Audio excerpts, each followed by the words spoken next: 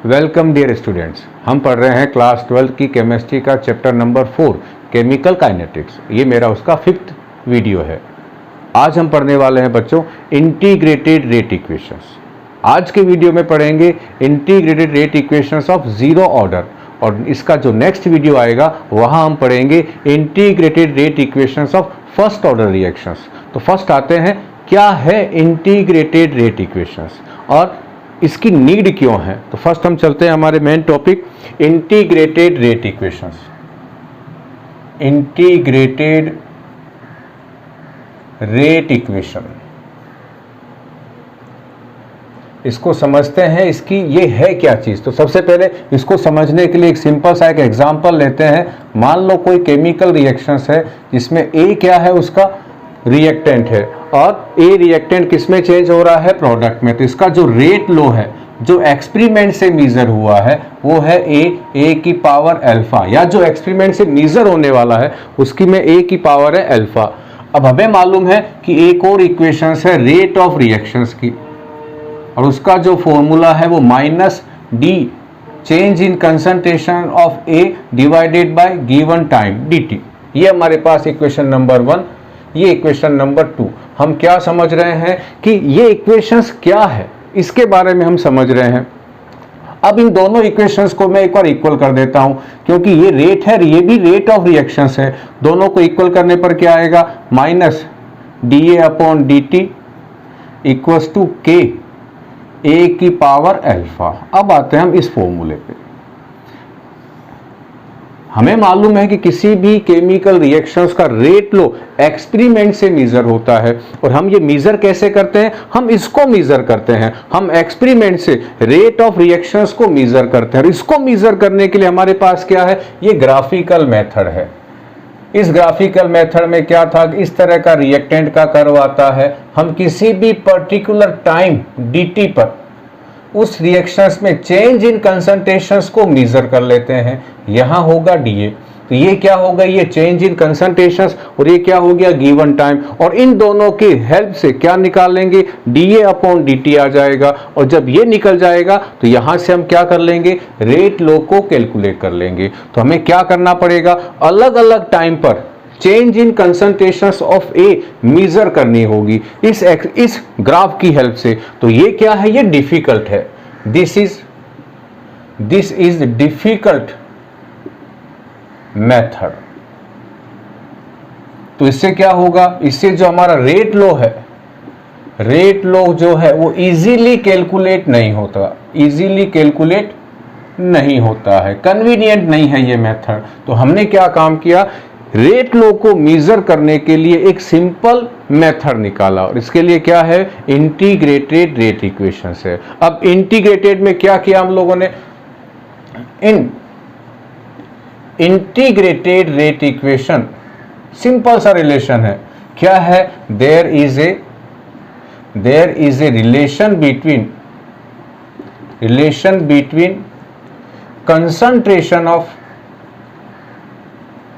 concentration of reactant at any time और time के बीच, किसी भी टाइम पर जो रिएक्टेंट की कंसंट्रेशन, या इसको हटा देता हूं, क्या है, कंसंट्रेशन ऑफ रिएक्टेंट और टाइम के बीच एक रिलेशन है। तो मैं किसी भी टाइम पर क्या चेक कर सकता हूं, जो बचा हुआ रिएक्टेंट है उसकी कंसंट्रेशंस मेजर कर सकता हूं। तो इससे एक आइडिया क्या मिल जाएगा कि इतने टाइम में इतनी कंसंट्रेशंस कम हुई है, तो वहां से हम इतने टाइम में इतनी कंसंट्रेशंस कम हुई है, तो यहां से हम क्या निकाल लेंगे, ये रेट ऑफ रिएक्शंस निकल जाएगा, इसकी हेल्प से रेट लो निकल जाएगा। तो सिंपल सा क्या है, किसी भी केमिकल रिएक्शंस के रेट लो को इजीली कैलकुलेट करने के लिए हमने एक नई इक्वेशंस बनाई, जिसका नाम क्या है, इंटीग्रेटेड रेट इक्वेशंस है। तो अब हम चलते हैं इंटीग्रेटेड रेट इक्वेशंस में। हमारे पास जो हमारे 12th के जो सिलेबस में है वो है जीरो ऑर्डर और फर्स्ट ऑर्डर। तो हम चलते हैं फर्स्ट ऑर्डर की इंटीग्रेटेड रेट इक्वेशन में आ जाते हैं। फर्स्ट की नहीं, जीरो ऑर्डर की। आज पढ़ेंगे हम जीरो ऑर्डर की, और कल जो नेक्स्ट वीडियो आएगा वो आएगा फर्स्ट ऑर्डर का। तो अब आज का हमारा टॉपिक क्या आ गया है इंटीग्रेटेड रेट इक्वेशन। किसके लिए है? For zero order reaction, zero order reactions के लिए है। तो अब सब इस जीरो ऑर्डर की रिएक्शंस को समझने के लिए मैं एक सिंपल सा एग्जांपल लेता हूं। आर क्या है यहाँ पर? प्रोडक्ट। आर है यहाँ पर रिएक्टेंट, और ये किस में चेंज हो गया? प्रोडक्ट में चेंज हो गया। फिर एक और चीज ध्यान रखना कि यहाँ आज हम अभी जो हम डेरिवेशंस पढ़ने वाले हैं वो इस तरह की केमिकल रिएक्शंस पर अप्लाई होगी, जहां आर जो है वो अकेला होना चाहिए और उसका स्टोइकियोमेट्रिक कोएफिशिएंट भी 1 ही होना चाहिए। यानी ऐसी इक्वेशंस नहीं हो सकती जिसमें दो रिएक्टेंट हो और वो प्रोडक्ट में चेंज हो रहे हो और उसका ऑर्डर 0 है, उस पर ये डेरिवेशन अप्लाई नहीं होगा। 2a + b दो रिएक्टेंट है, वो प्रोडक्ट में चेंज हो रहे हैं और ये भी रिएक्शन 0 ऑर्डर की है, ये भी रिएक्शन 0 ऑर्डर की है, लेकिन इन दोनों रिएक्शंस पर ये इंटीग्रेटेड रेट इक्वेशंस अप्लाई नहीं होगा, वहां अलग मेथड लगता है, वो हम इस वीडियो के एंड में पढ़ने वाले हैं। तो ऐसी रिएक्शंस होनी चाहिए जहां रिएक्टेंट अकेला हो, इसका कोएफिशिएंट भी 1 होना चाहिए। और अब इसका रेट लो मैं एक बार मेंशन कर देता हूं। तो इस 0 ऑर्डर की रिएक्शंस है तो ये रेट कांस्टेंट आ गया, यहां लिख दूं r, उसकी पावर क्या लिखूं? 0। तो रेट क्या हो जाएगा हमारे यहाँ पर? रेट हो जाएगा k, और k क्या है? कांस्टेंट है।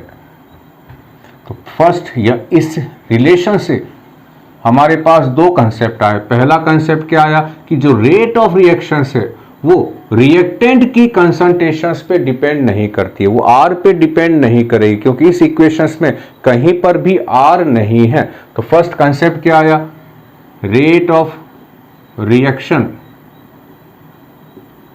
Does not depends on concentration of reactant. Reactant की कंसंट्रेशंस पर रेट डिपेंड नहीं करता, ये केवल 0 ऑर्डर के रिएक्शंस पर अप्लाई होगा, ध्यान रखें। अब यदि इनके बीच में कर्व बनाओ सिंपल सी, तो यहां क्या ले लूं मैं? यहां ले लेता हूं कंसंट्रेशन, शॉर्ट में कंसंट्रेशन को लिख देता हूं आर। यहां आर है रिएक्टेंट की कंसंट्रेशंस और यहाँ क्या है? रेट है। अब जब ये रेट इस पे डिपेंड ही नहीं कर रहा है तो लाइन कैसी आएगी? स्ट्रेट लाइन आएगी। ये पहला कंसेप्ट आया। दूसरा कंसेप्ट हमारे पास क्या है? यहाँ लिख देता हूँ। सेकंड कंसेप्ट क्या है? रेट ऑफ रिएक्शंस जो है वो टाइम पे भी डिपेंड नहीं करेगा। क्यों नहीं करेगा? यहाँ समझे। मान लो कि जब टाइम 0 था तब हमारे पास जो भी कुछ था वो सारा रिएक्टेंट था, प्रोडक्ट 0 था। कुछ टाइम बाद रिएक्शन स्टार्ट हुई, रिएक्टेंट प्रोडक्ट में चेंज होना शुरू हुआ, तो रिएक्टेंट की कंसंट्रेशंस कम होती जाएगी। और हमें मालूम है कि रेट रिएक्टेंट की कंसंट्रेशंस पे डिपेंड ही नहीं कर रहा है, तो यदि रिएक्टेंट कम हो रहा है तो भी रेट चेंज नहीं होगा, रेट क्या रहेगा? कांस्टेंट रहेगा। तो थोड़े टाइम बाद रिएक्टेंट की कंसंट्रेशंस तो कम हो गई है लेकिन रेट अभी भी कांस्टेंट है। इसका मतलब टाइम के अकॉर्डिंग रिएक्टेंट की कंसंट्रेशंस तो कम हो रही है लेकिन उस टाइम के अकॉर्डिंग रिएक्शंस का रेट चेंज नहीं होगा। तो टाइम पे भी क्या डिपेंड नहीं करता?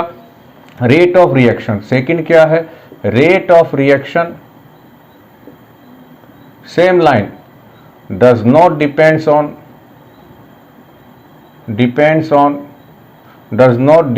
On time. इसका मतलब जब तक वो रिएक्टेंट पूरा प्रोडक्ट में चेंज नहीं हो जाता उस पूरे टाइम रिएक्शंस का जो रेट है वो कांस्टेंट रहेगा। फिर एक यहाँ रिलेशंस आ गया, यहाँ क्या लिख दूं मैं? रेट लिख दूं, और यहाँ क्या लिख दूं मैं? टाइम लिख दूं। यहाँ भी लाइन कैसी आएगी? स्ट्रेट लाइन आएगी। तो ये दो कर्व हमारे पास आ गए। मैं याद रखने के लिए इस कर्व को क्या कह दूं? ऐसे बहुत सारे कर्व आने वाले हैं, इसे ए कह देता हूं, इसे बी। अब हम चलते हैं आगे। आगे हमारे पास ये आ गई है रेट, लो आ गया है 0 ऑर्डर का। अब हमें एक और मालूम है, जो डिफरेंशियल रेट इक्वेशंस है, इसी इक्वेशंस का यदि मैं लिखूं, आर किस में चेंज हुआ है? प्रोडक्ट में। तो यहाँ नेगेटिव, यहाँ change in concentration of reactant और यहाँ गिवन टाइम, ये किसके इक्वल होता है? ये भी क्या है? ये है रेट ऑफ रिएक्शन, ये है रेट ऑफ रिएक्शंस। ये इक्वेशन नंबर 1, ये 1 और ये 2। अब इन दोनों को यदि मैं इक्वल कर दूं तो क्या हमारे पास रिलेशंस आएगा? यहां लिख देता हूं, तो हमारे पास आ जाएगा नेगेटिव dr/dt इक्वल्स टू, इन दोनों को इक्वल कर देता हूं तो यहां क्या आ जाएगा? k आ जाएगा। अब मैं क्या काम करूं, इस इक्वेशंस को यहां मेंशन कर देता हूं, इसे दोबारा लिख देता हूं, dr upon dt equals to K. अब dt को उस तरफ लेके चला जाऊं तो dr, ये कंसंट्रेशन का सिंबल है इधर, dr इक्वल्स टू के dt, इस माइनस को उधर लेके चले जाएं तो dr इक्वल्स टू माइनस के dt।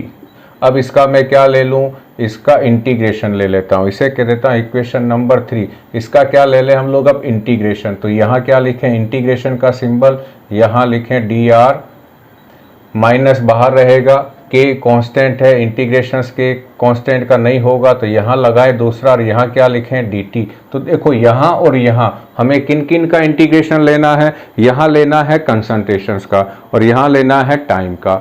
अब यहाँ दो तरीके से, दो अलग अलग मेथड हैं, मैं उन दोनों के अकॉर्डिंग सोल्व कर देता हूँ। फर्स्ट क्या है, यदि आप लिमिट लगा देते हैं तो यहाँ आएगा, तो मैं इसको पे फर्स्ट लिमिट लगा के इसे सोल्व करता हूँ। तो ये हमारे पास इक्वेशंस हो गई। यहाँ लिमिट किसकी लगेगी, कंसंट्रेशंस की। यहाँ क्या आएगी, इनिशियल कंसंट्रेशंस। यहाँ क्या आएगी, concentrations of reactant at time t, ये लिमिट लग गई है। तो लिमिट क्या लगी, यहाँ पर कौन सी कंसंट्रेशन है, R0। R0 क्या है, R0 क्या है, इनिशियल कंसंट्रेशन है, ध्यान रखना। R0 क्या है, इनिशियल कंसंट्रेशन ऑफ रिएक्टेंट। हमने इनिशियल में रिएक्टेंट कितना लिया है उसे हम कहेंगे R0, और इसे हम बहुत बार A से भी शो करेंगे। स्टार लगा रहा हूं, बहुत काम के हैं ये टर्म्स। सेकंड हमारे पास क्या है, R, केवल R। तो R क्या होगा, concentration of reactant at time T time पर, कुछ देर बाद जब रिएक्शंस हो गई है, अब हमारे पास कितना रिएक्टेंट बचा हुआ है, टी टाइम बाद जो रिएक्टेंट बचा हुआ है उसकी कंसंट्रेशंस क्या है, R, और इसे मैं कई बार क्या कहूंगा, A माइनस एक्स। अब बताओ A माइनस एक्स में A कौन था, A तो ये रहा, A है इनिशियल कंसंट्रेशंस ऑफ रिएक्टेंट, और उसमें से मैंने किसको माइनस कर दिया है, X को। तो X क्या है, X वो अमाउंट है रिएक्टेंट की जो प्रोडक्ट में चेंज हो गई है। क्या है X, X क्या है, concentration of the reactant which convert in product. तो X को मैं और क्या कह सकता हूं, कंसंट्रेशन ऑफ प्रोडक्ट। तो ध्यान रखना X को क्या कहते हैं, मैं यहां मेंशन कर रहा हूं, इस X को क्या कहते हैं, X क्या है, concentration of reactant which convert in product, जो प्रोडक्ट में कन्वर्ट हो गई है रिएक्टेंट की वो कंसंट्रेशंस, या मैं इसको क्या कह दूं, सिंपल सा, कंसंट्रेशन ऑफ प्रोडक्ट। तो ध्यान रखना ये टर्म्स बहुत काम आने वाली है। A क्या है, initial concentration, A minus x, या R क्या है, concentration of reactant at time T, यानी T टाइम बाद कितना रिएक्टेंट बचा हुआ है।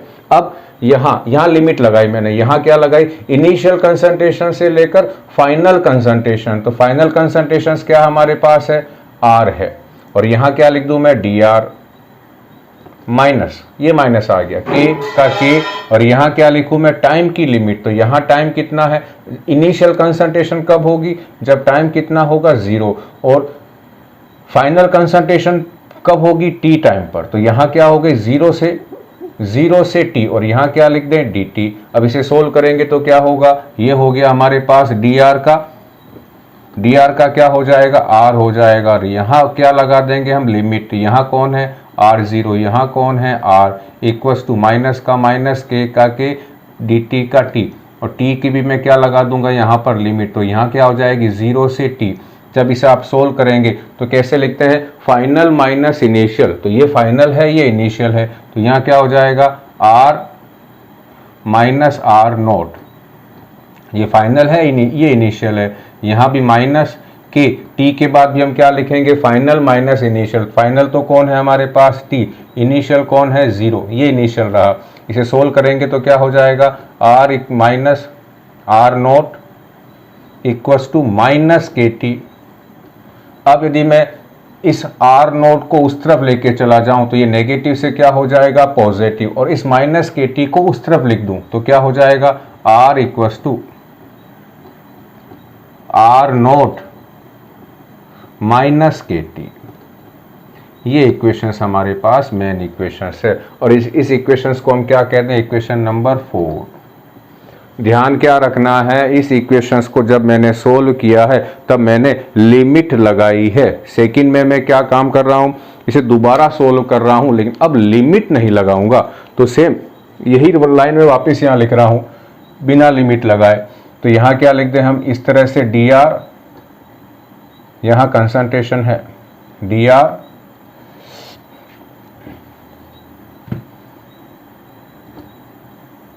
Equals to minus K D T. अब मैंने क्या काम किया है, लिमिट नहीं लगाई है, दोनों जगह मैं लिमिट नहीं लगा रहा हूं। तो लिमिट नहीं लगाऊंगा तब सोल्व कैसे होगा, तब क्या लगता है, जब हम लिमिट नहीं लगाते हैं तब क्या लगता है, इंटीग्रेशन कांस्टेंट लगता है।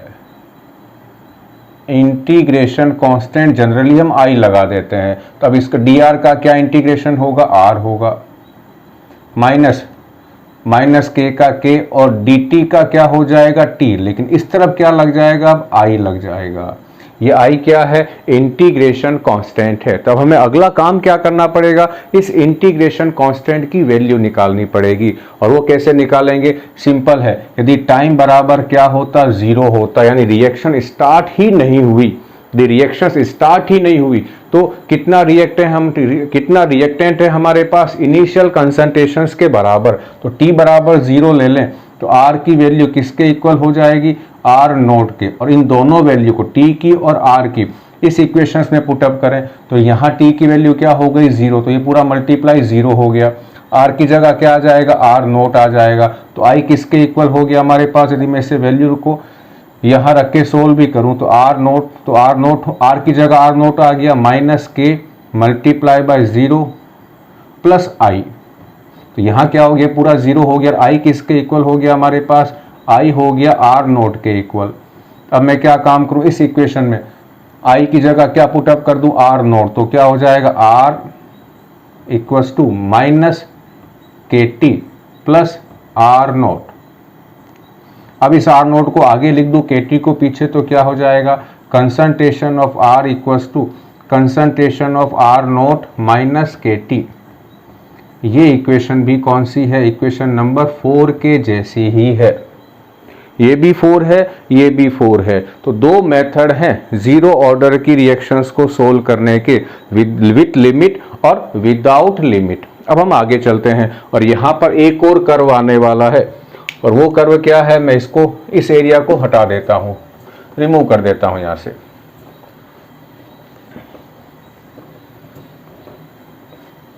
आगे क्या हमारे पास रिलेशंस आने वाला है, तो मैं इन दोनों में से किसी एक इक्वेशंस को यहाँ मेंशन कर देता हूँ। क्या हमारे पास है equations, R concentration of reactant at time T equals to initial concentration of reactant minus K T. इसको कहाँ ले लूँगा, वाई एक्सिस पर। ये क्या हो, माइनस ये m क्या होगा, इस कर्व का स्लोप होगा। t को कहाँ ले लूँगा, x एक्सिस पर। तो ये क्या है, ये इंटरसेप्ट है। ये कहाँ ले लिया, y एक्सिस पर। ये क्या है, ध्यान रखना, ये इंटरसेप्ट है। इंटरसेप्ट का मतलब है कि कोई भी कर्व बेस 0 से कितनी डिस्टेंस से स्टार्ट हो रहा है, वो इंटरसेप्ट है। m क्या होगा, यहाँ का स्लोप होगा, लेकिन m के पहले सिंबल कौन सा है, नेगेटिव है, तो ये माइनस m स्लोप होगा। x क्या है, कहाँ ले लिया, x एक्सिस पर। तो ये कर्व बना हमारे पास, ये लीनियर इक्वेशन बन गई ऊपर हमारे पास। यहाँ क्या लिखूँ, y एक्सिस पर, तो लिख दिया concentration of reactant at time t। यहाँ क्या लिख दिया हम लोगों ने, x की जगह पर टाइम, ये टाइम आ गया है। अब ये कर्व कैसा आएगा, इस तरह से आएगा, और इसका जो स्लोप होगा किसके इक्वल होगा, जो भी m होता है वो स्लोप के इक्वल होता है, लेकिन m के पहले सिंबल भी स्लोप के साथ आएगा। तो यहाँ स्लोप कौन है, k है, तो k के पहले क्या है, नेगेटिव है, तो ये स्लोप क्या होगा इसका, माइनस k होगा। ये कर्व यहाँ से स्टार्ट हो रहा है, तो इसे कहते हैं हम लोग इंटरसेप्ट। ये c है, और c किसके इक्वल है, a नोट के है, और ए नोड क्या है, इनिशियल कंसंट्रेशन। तो यहां से गाड़ी स्टार्ट हुई थी रिएक्टेंट के कंसंट्रेशन की, धीरे धीरे क्या हो रही है, कंसंट्रेशन डिक्रीज हो रही है। टाइम के रेस्पेक्ट में कंसंट्रेशन ऑफ रिएक्टेंट तो डिक्रीज होगी, लेकिन रेट ऑफ रिएक्शंस चेंज नहीं होगा। इसके ठीक पहले वाले कर्व में हम लोग देख चुके हैं।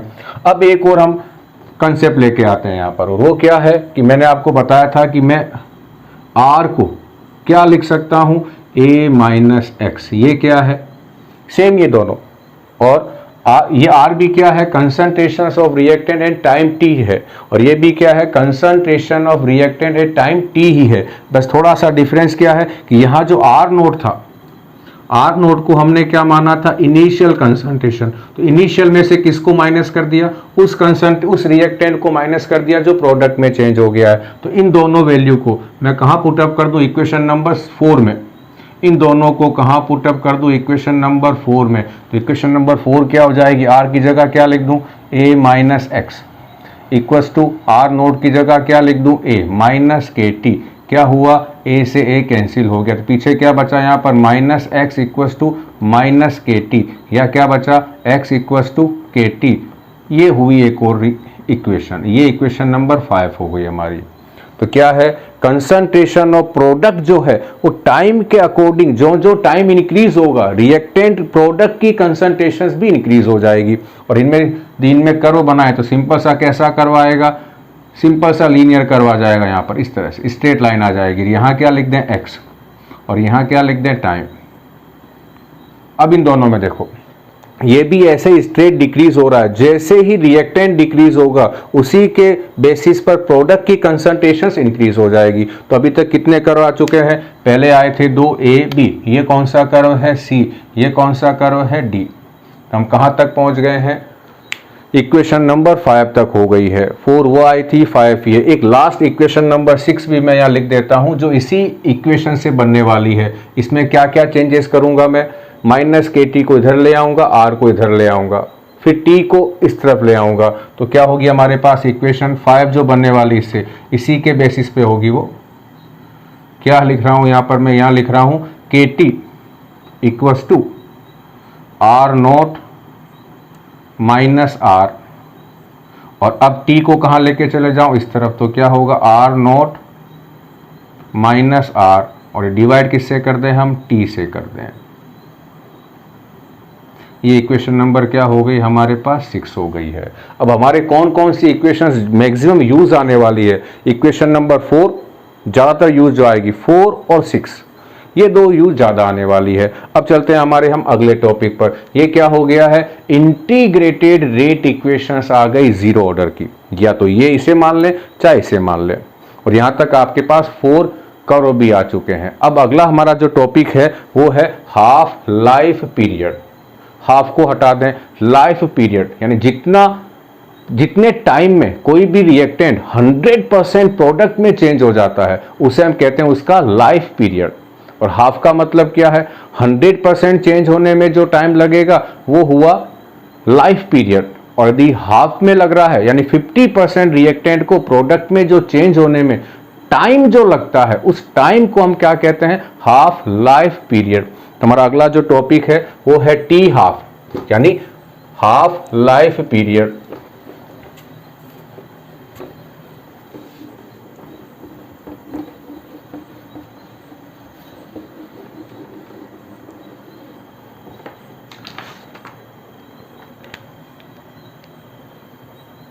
तो अगला टॉपिक क्या है, हाफ लाइफ पीरियड। पीरियड का मतलब क्या होता है, टाइम होता है, टाइम है। और हाफ लाइफ का मतलब आधा रिएक्टेंट। तो क्या है हाफ, इसका सिंबल क्या है, इसका सिंबल है T half.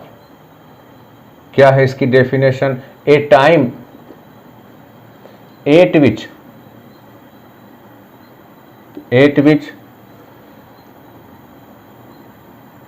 half concentration of reactant reduced to a time at which the concentration half हटा देते हैं यहाँ से। The concentration of reactant reduced by half from its initial concentration, क्या हुआ? A time at which the concentrations of reactant reduced to half, किससे? From its initial concentrations। तो R T क्या हो गया? T half.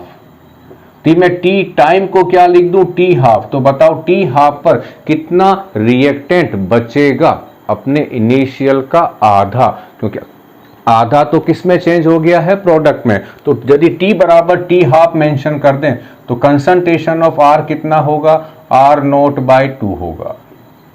इन दोनों वैल्यू को कहां पुटअप कर दें हम? इक्वेशन नंबर 4 जो ठीक इसके पहले आई थी, 4 नहीं 6 में। तो क्या होगी वहां इक्वेशंस क्या थी? K equals to R naught minus R divided by T था। तो अब यहाँ इस इक्वेशन में मैं दोनों वैल्यू पुटअप कर देता हूं। तो K का K रहा, R नोट का R नोट हो गया हमारे पास, वैसा का वैसा है। R की जगह क्या पुटअप कर दें? R नोट बाई 2, और T की जगह क्या पुटअप कर दें? T half. अब T हाफ को इधर ले आता हूं, K को इधर, R नोट में से हाफ R नोट माइनस कर दें तो क्या पीछे क्या बचेगा? R note by 2। T half को यहां लिख रहा हूं तो T हाफ इक्वल्स टू क्या आ गया? R note by 2K। ये है हमारी इक्वेशन नंबर 7। बड़ी काम की इक्वेशन है। T हाफ क्या है? वो टाइम है जिस पर रिएक्टेंट अपनी इनिशियल कंसंट्रेशंस का 50% प्रोडक्ट में चेंज हो गया है। और ये R नोट क्या है? Initial concentration. इन दोनों में कैसा रिलेशन है? 2 कांस्टेंट है और K भी कांस्टेंट है। तो रिलेशंस कैसा आया? T हाफ और R नोट में प्रोपोर्शनल है। ध्यान रखना। तो इसकी लैंग्वेज क्या हुई? यहां लिखता हूं, half life period of zero order reaction is directly proportional to initial concentration of reactant। Initial concentrations के प्रोपोर्शनल है। फिर यहां हम पांचवा हमारा कर्व बना दें तो कैसा बनेगा? यहां क्या लिख दें? यहां कंसंट्रेशन लिख देते हैं R नोट, और यहाँ क्या लिख दें? T half. तो इनमें कैसा रिलेशंस आएगा? इस तरह से आएगा। इसका मतलब यदि किसी रिएक्टेंट की इनिशियल कंसंट्रेशंस आप डबल कर देंगे तो उसका T हाफ भी डबल हो जाएगा। उसी प्रोपोर्शनेट में T हाफ बढ़ जाता है जैसे आप इनिशियल कंसंट्रेशंस को इंक्रीज करेंगे। ये करो नंबर कौन सा आ गया हमारे पास? 5। A B C D पहले आ चुके हैं, ये नंबर 5 आ गया है। अब हम कहाँ चलते हैं? जीरो ऑर्डर रिएक्शंस के जो K है उसकी यूनिट पे चलते हैं। तो यूनिट ऑफ K कौन सा K? ये वाला K। कहाँ गया? ये वाला K या ये वाला K। हमें मालूम है जीरो ऑर्डर की रिएक्शंस है तो हमें एक फॉर्मूला मालूम है, मोल इंडिया IN। I का मतलब 1 है, 1 माइनस n। लीटर में उल्टा कर दें n minus v, n-1 second inverse. और यहाँ n क्या है? ऑर्डर ऑफ द रिएक्शंस है। ये हम पहले पढ़ चुके हैं सेकेंड या थर्ड वीडियो में। तो अब मैं जीरो ऑर्डर के लिए क्या होगा? 4n बराबर 0। तो क्या हो जाएगा यहाँ पर? मोल 1 minus 0 litre 0 minus 1 second inverse. तो हो क्या गया हमारे पास? मोल 1 पर लीटर पर सेकेंड। ये हमारे पास क्या हो गई है? रेट कांस्टेंट की यूनिट। हम इस रेट कांस्टेंट की यूनिट से भी क्या पता लगा सकते हैं? उस रिएक्शंस का ऑर्डर क्या है। अब आते हैं हम लोग इसके एग्जाम्पल पे आते हैं। तो example of zero order reactions के एग्जाम्पल। ऐसे हमारे पास 4 एग्जाम्पल है उन 4 एग्जाम्पल में, चारों एग्जाम्पल में एक चीज कॉमन है, और वो क्या है कि चारों के चारों एग्जाम्पल में रिएक्टेंट्स जो है वो गैसियस है। ध्यान रखना। सेकंड क्या चीज है कि ये इन चारों में जो 3 एग्जाम्पल है वो डीकंपोजिशन का है, डीकंपोजिशन, और वो भी कहाँ होगा, किसी ना किसी मेटल की सरफेस पे होगा। और चौथा एग्जाम्पल जो है वो है फोटोकेमिकल रिएक्शंस का। हम चलते हैं हमारे एग्जाम्पल में। तो फर्स्ट एग्जाम्पल कौन सा हमारे पास, ये सारे एग्जाम्पल किसके हैं, इसमें देखो कंडीशन लिख रहा हूं, डीकंपोजिशन, डीकंपोजिशन होगा। अगला कौन सी कंडीशन में होगा, at high pressure, of high pressure, of हटा देता हूं। अब दिमाग लगाओ, प्रेशर ज्यादा होगा तो पार्टिकल्स, रिएक्टेंट के पार्टिकल्स पास पास होंगे, पास पास होंगे, तो मैं क्या लिख सकता हूं हाई प्रेशर की कंडीशंस को 8 या क्या लिख सकता हूं 8 हाई कंसंट्रेशन, 8 हाई कंसंट्रेशन। ये आपस में रिलेटेड है। देखिए किसी गैस का प्रेशर हम बहुत ज्यादा रख रहे हैं, इसका मतलब उसके पार्टिकल्स बहुत पास पास हैं, तो number of particles in unit volume वो ज्यादा होंगे, यानी उनकी कंसंट्रेशंस क्या होगी, ज्यादा होगी। First conditions. तो अब यहां एग्जांपल पे आते हैं। एग्जाम्पल में फर्स्ट कौन सा है, डीकंपोजिशन ऑफ फोस्फाइन। ये हमारे पास फर्स्ट एग्जाम्पल है, फोस्फाइन का डीकंपोजिशन, और ये निकल मेटल की प्रेजेंस में होगा। क्या क्या बनेंगे, 2 फॉस्फोरस बन जाएगी और ये हाइड्रोजन गैस, यहाँ 2। ध्यान क्या रखना है, ये गैसियस है। सेकंड एग्जाम्पल हमारे पास है अमोनिया का डीकंपोजिशन। ये कहाँ होगा, ये प्लेटिनम सरफेस पे होगा, ये भी गैसियस है। यहाँ भी 2 अमोनिया के हैं, सेम यहाँ बन जाएगा, यहाँ N2 बनेगा और 3H2।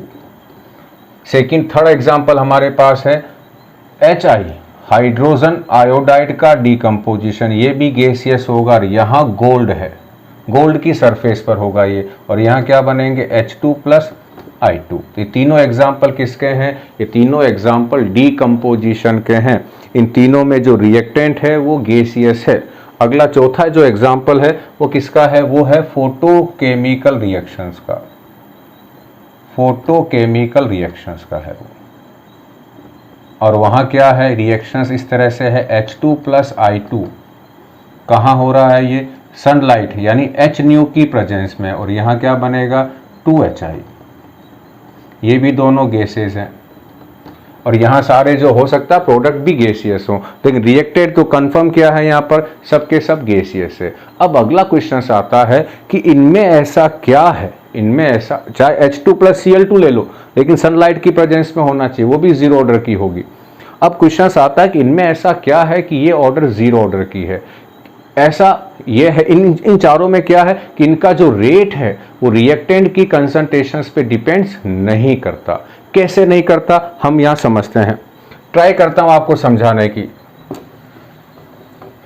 इन चारों में एक और क्या चीज कॉमन है, इन चारों में तीन में, ये तीनों जो है, अब मैं इनमें से आपको एग्जांपल समझा रहा हूं। इन तीनों में से मैं कौन सी रिएक्शंस ले लेता हूं, अमोनिया की ले लेता हूं। मान लो ये प्लेटिनम है, ये प्लेटिनम मेटल है, और ये एक कंटेनर है, और इस कंटेनर के अंदर क्या, कौन सी गैस भरी हुई है, अमोनिया गैस है, और इस गैस का क्या ज्यादा है, प्रेशर बहुत ज्यादा है।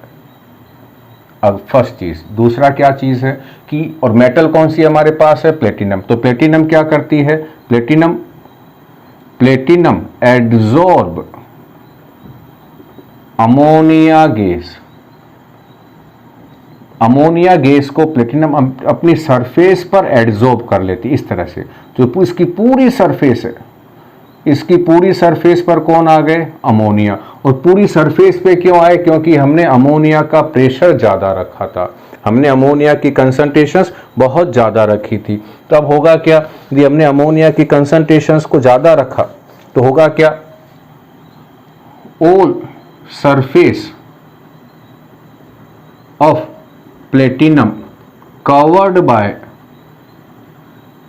Bye ammonia molecule. तो अमोनिया मॉलिक्यूल से क्या होगा, ये प्लेटिनम की पूरी सरफेस, यहां मैंने पूरा शो नहीं किया है, ये पूरी कवर्ड हो जाएगी, इसका मतलब अमोनिया का क्या हो रहा था, यहाँ पर डीकम्पोजिशन हो रहा था। ये अमोनिया के डीकम्पोजिशन की रिएक्शन है, जहाँ N2 और H2 बन रहा है, तो अमोनिया यहाँ क्या हुआ, रिएक्टेंट हुआ है।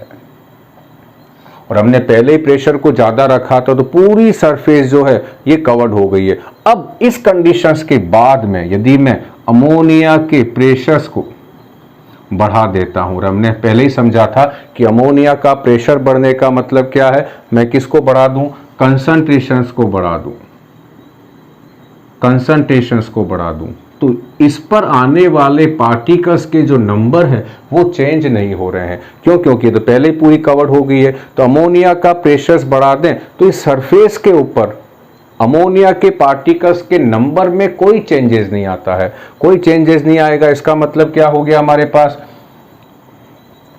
क्या हो गया कि जब ये पूरी कवर्ड हो जाए उसके बाद हम क्या कर रहे हैं, फर्दर क्या काम कर रहे हैं, फर्दर इंक्रीज कर रहे हैं प्रेशर को। तो क्या होगा, no change in concentration of, अब काम की लाइन है, 8 सरफेस ऑफ प्लेटिनम मेटल। इसकी सरफेस पे कोई चेंज नहीं हो रहा। क्यों नहीं हो रहा कंसंट्रेशन में? क्योंकि तो पहले से फुल्ली ऑक्यूपाइड है, और इसीलिए इसका जो रेट है, इसीलिए इसका जो ऑर्डर है वो क्या हो गया है, 0 हो गया है।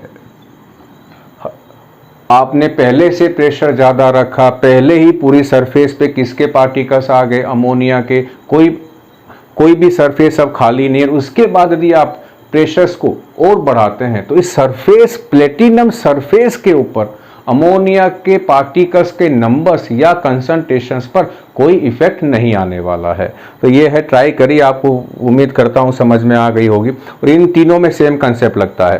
तो ये क्यों है इस तरह की रिएक्शंस जीरो ऑर्डर की, हमने ये भी समझ लिया है। अब हम चलते हैं आगे। आगे हमारे पास क्या है, कुछ एग्जाम्पल्स हैं, जीरो ऑर्डर रिएक्शंस के कुछ एग्जाम्पल्स हैं। तो हम चलते हैं, कुछ एग्जाम्पल्स को हम लोग सोल्व करने की ट्राई करते हैं। एग्जाम्पल में फर्स्ट एग्जाम्पल हमारे पास क्या है, फर्स्ट एग्जाम्पल है ये, for a arrow product to be zero order reaction. तो फर्स्ट हमें क्या दे दिया है कि ये एक रिएक्शन है, ये जीरो ऑर्डर की है। If T half equals to 5 minutes for A naught equals to R naught equals to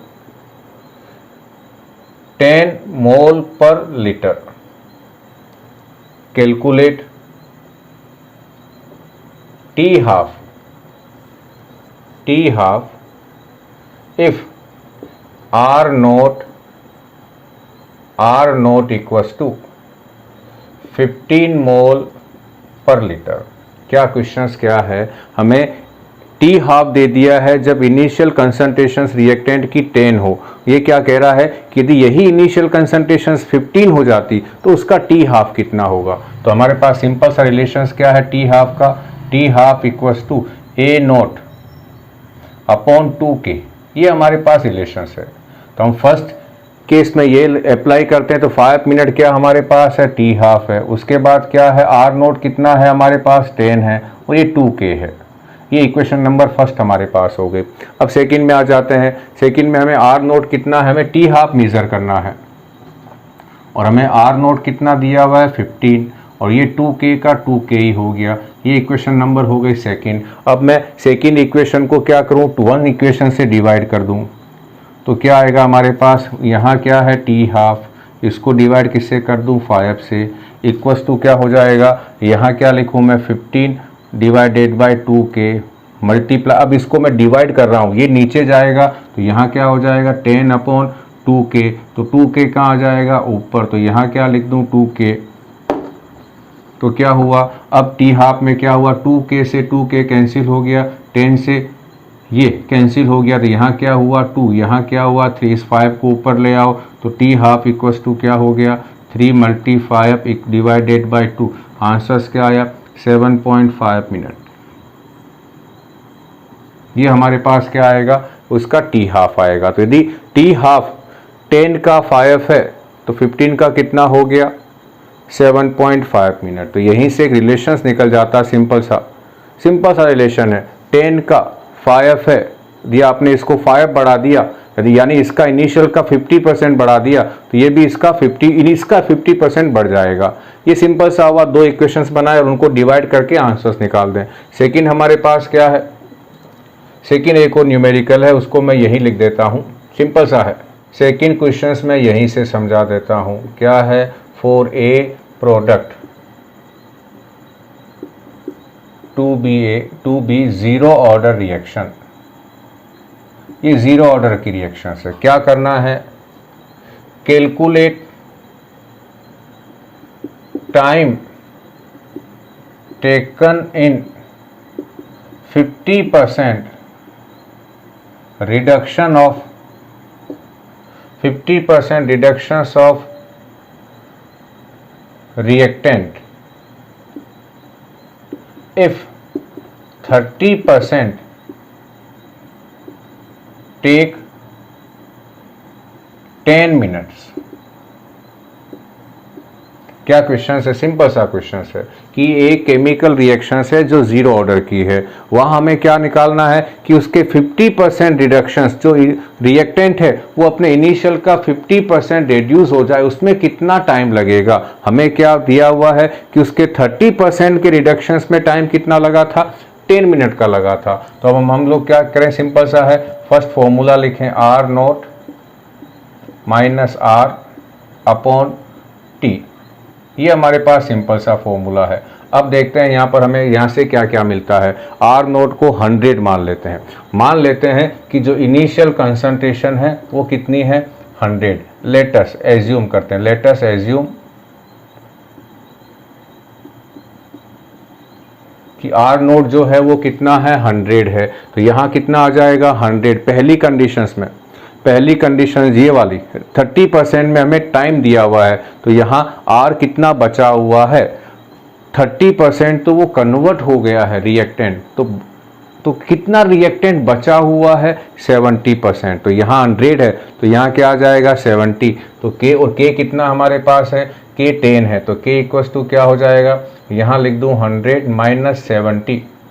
R कितना है, 100 माइनस 30 इक्वल्स टू 70।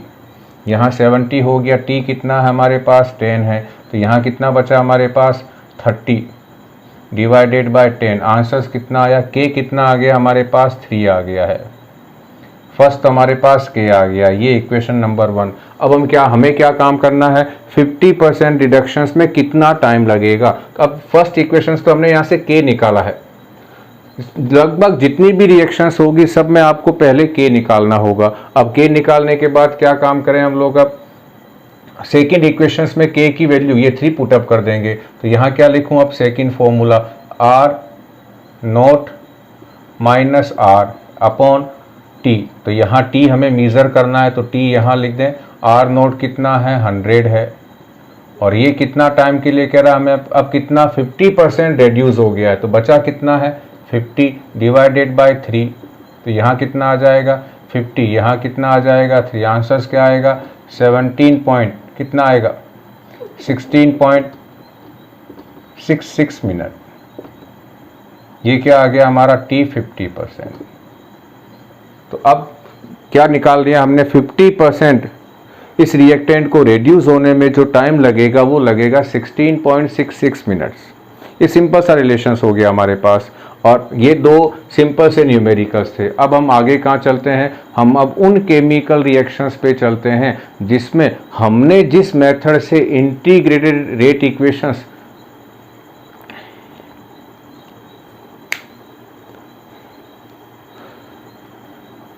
ये हमारे पास कुछ सिंपल एग्जाम्पल हो गए हैं। अब हम कहाँ चलते हैं, उन रिएक्शंस की इंटीग्रेटेड रेट इक्वेशंस जिनमें स्टाइकियोमेट्री कोफिशिएंट्स डिफरेंट हो या उनमें रिएक्टेंट्स एक से ज़्यादा हो।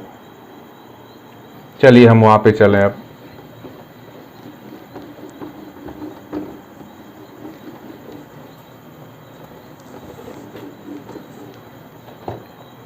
मान लेते हैं कि हमारे पास ये रिएक्शन है, 2A किस में चेंज हुआ, प्रोडक्ट में। तो इसका इंटीग्रेटेड रेट इक्वेशंस क्या होगा, तो यहाँ क्या लिख दें, रेट लिख दें, इक्वल्स टू क्या लिख दें, के, ए की पावर क्या लिख दें, 0। इसका रेट ऑफ रिएक्शंस क्या होगा, रेट ऑफ रिएक्शंस होगा -1/2। उसके बाद डी, ए माने चाहे आर मान लेता हूँ यहाँ पर, यहाँ आर रिएक्टेंट है, और यहाँ भी क्या मान ले, आर, तो इसकी पावर भी क्या होगी, dr/dt। ये हमारे पास क्या हो गया, इसका ये हो गया है रेट ऑफ रिएक्शंस। अब इन दोनों को यदि मैं इक्वल कर देता हूँ तो क्या हो जाएगा, 1/2 dr/dt इक्वल्स टू क्या हो गया यहाँ पर, k। अब इस 2 को उधर लेके चले जाएं, नेगेटिव को उधर लेके चले जाएं तो और dt को भी उधर लेके चले, तो यहाँ क्या बचा, dr equals to -2k dt। अब इसका क्या ले लूँ मैं, इंटीग्रेशन ले लूँ, जैसे पहले किया था हम लोगों ने।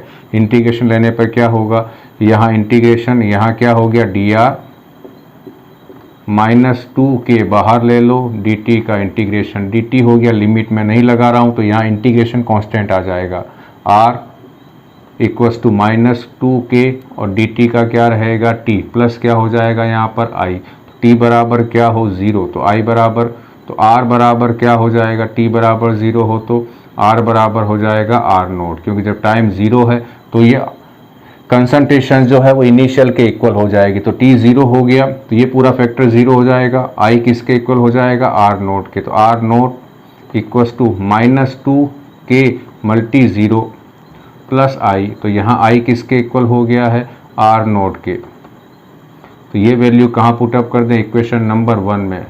इक्वेशन नंबर 2 से i की वैल्यू 1 में पुटअप कर दें तो क्या हो जाएगा हमारे पास यहाँ पर, r equals to -2kt plus r0। ये हमारे पास इक्वेशंस आ गए। अब यदि मैं इसको उल्टा पुल्टा करके लिख दूँ तो यहाँ क्या हो जाएगा, r equals to r0 -2kt। ये तो इसके लिए आई। अब दिमाग लगाओ कि इससे पहले जो हमारे पास इक्वेशंस थी वो ये थी। जब इक्वेशंस ये थी तब हमारे पास जो फॉर्मूला आया था वो था r equals to r0 -kt। जब कॉफिशिएंट 1 था तो इस k के रेट कांस्टेंट के पहले 1 था। जब कॉफिशिएंट 2 हो गया है तो इस रेट कांस्टेंट के पहले क्या आ गया है, 2 आ गया है। तो जनरली इसका मतलब क्या, जो कॉफिशिएंट यहाँ है वो यहाँ आ जाता है। तो यदि मान लो कोई n है, n a करके लिखा हुआ है और यहाँ प्रोडक्ट लिखा हुआ है, और ये कौन सी ऑर्डर की रिएक्शंस होनी चाहिए, 0 ऑर्डर की, तो उसका r इक्वल्स टू फॉर्मूला क्या हो जाएगा, r0 -nkt। ये जनरल फॉर्मूला हो गया हमारे पास। अब यदि इसका मैं t हाफ निकालूं, इसका मैं t हाफ निकालूं तो क्या हो जाएगा, t हाफ पर क्या होगा, t हाफ पर क्या होगा, जो r है वो क्या होगा, वो इनिशियल का हाफ हो जाएगा। तो यहाँ पर इसी फॉर्मूले में मैं इसका t हाफ निकाल लेता हूँ। तो जहाँ r है वहाँ क्या पुटअप कर दूँ, r0/2 इक्वल्स टू r0 का r रहेगा -2kt में t को क्या कर दूँ, हाफ। अब मैं इसको इधर ले आऊँ, उसको उधर, तो यहाँ क्या आएगा, 2kt half equals to r0 -r0/2। तो यहाँ क्या पीछे बचा, r0/2 पीछे बचा इधर, ये पीछे बचा। अब 2 को इधर ले आओ तो, और k को भी ले आओ, तो t हाफ क्या हो गया यहाँ पर, r0/4k। ये हो गया इसका t हाफ। अब इसका t हाफ का फॉर्मूला क्या था, यहाँ लिखता हूँ, इसका था t half equals to r0/2k। ये कब तब का था, जब यहाँ कॉफिशिएंट 1 था। जब कॉफिशिएंट 2 हो गया तो यहाँ क्या हो गया, 2 का 4 हो गया है। तो यदि किसी भी इस टाइप की रिएक्शंस हो, इस टाइप की रिएक्शन, और उसका आपको t हाफ निकालना हो तो क्या काम करें, r0 डिवाइडेड क्या कर दें यहाँ पर, n मल्टी 2k। n क्या है यहाँ पर, दोनों में n क्या है, ये गड़बड़ मत करना। ये n क्या है, n equals to stoichiometric coefficient of reactant. कि स्टोइकियोमेट्रिक कोफिशिएंट है रिएक्टेंट का है। ये तो हो गया हमारे पास कि यदि A की जगह 2A 3A हो। अब एक और सिंपल सा एग्जांपल है कि यदि रिएक्टेंट एक से ज़्यादा हो तो क्या होगा। इसको हटा रहा हूँ, कुछ नहीं किया, सिंपल सा तरीका काम किया। जो हमने integrated rate equation zero order की निकाली जब यहाँ A 1 ही था, वही मेथड मैंने यहाँ अप्लाई किया है। क्या मोटा मोटी चेंजेस हुई है कि जो K है उसके आगे वो कोफिशिएंट आ जाएगा जो यहाँ है। ऑर्डर में भी जहाँ K है उसके आगे, ऑर्डर नहीं T हाफ में भी जहाँ K है उसके आगे क्या आ जाएगा 2, जो कोफिशिएंट यहाँ पर है। तो 2 तो पहले ही था, 2 और 2 कितना हो गया 4 हो गया है। अब एक रिएक्शन ऐसी जिसमें 2 रिएक्टेंट हो, उसमें हम जीरो ऑर्डर कैसे अप्लाई करते हैं। ये कॉन्सेप्चुअल क्वेश्चंस या न्यूमेरिकल्स आ सकते हैं, CBSE में तो नहीं आते हैं। अब जैसे मान लो ये है 2A + B और ये प्रोडक्ट है, तो इस कंडीशंस में आपको इसके अकॉर्डिंग और इसके अकॉर्डिंग, दोनों के अकॉर्डिंग आप क्या लगा सकते हैं, रेट ऑफ रिएक्शंस का फॉर्मूला। तो रेट लो क्या होगा इसका, रेट लो होगा इसका K, A की पावर भी 0 और B की पावर भी 0। जब दोनों की पावर 0 है तो रेट क्या हो जाएगा हमारे पास, इसका रेट हो जाएगा K। ये इक्वेशन नंबर फर्स्ट हो गई। अब इसके और इसमें से किसी के भी एक के बेसिस पर मैं क्या लिख सकता हूं, रेट ऑफ रिएक्शंस। तो इसके अकॉर्डिंग लिखता हूं तो क्या होगा, रेट ऑफ रिएक्शन क्या होगा -1/2 डी ए मान लेता हूं यहां पर, ए की कंसंट्रेशंस डिवाइडेड बाय dt। अब इन दोनों को इक्वल करूंगा तो फॉर्मूला फाइनली क्या आ जाएगा, इस फटाफट हम इसको सोल्व करते हैं। तो क्या होगा यहाँ पर अब -1/2 dA/dt और यहाँ K हो गया। यदि आप इसको इंटीग्रेशंस लेके सोल्व करोगे तो क्या फॉर्मूला आएगा यहाँ पर, इसके अकॉर्डिंग क्या आएगा, इसके अकॉर्डिंग आएगा K = इसके अकॉर्डिंग आएगा A = A0 - 2KT।